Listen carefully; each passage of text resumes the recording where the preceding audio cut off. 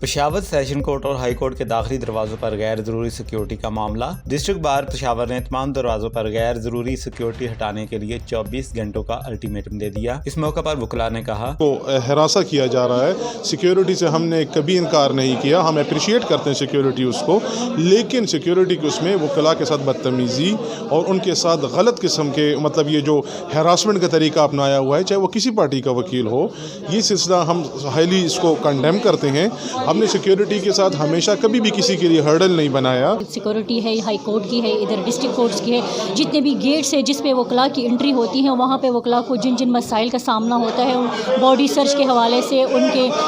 باقی سرچ کے حوالے سے، جس میں اس کی ڈگنیٹی کو بھی ہم نے سراہا کہ جو وکلاء ہے وہ جب آتے ہیں کورٹس، جس گیٹ سے بھی ان کی انٹری ہوتی ہے تو وہاں پہ ان کو تھوڑا سا جو ہے وہ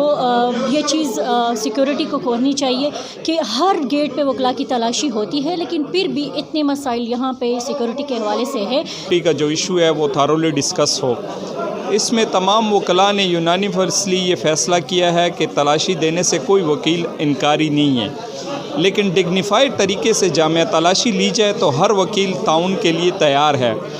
اور یہاں پہ بہت افسوس کی بات ہے کہ سیکیورٹی اداروں نے کسی بھی قسم کے تحفظ جو ہے وہ عدالت کی پریمیسز میں فراہم نہیں کیا ہے۔ یہ سیکیورٹی فیلئر ہے، اور اس فیلئر کے اوپر کسی قسم کی بھی نہ پہلے کوئی تھارولی انویسٹیگیشن ہوئی ہے اور نہ پوائنٹ آؤٹ کی گئی ہے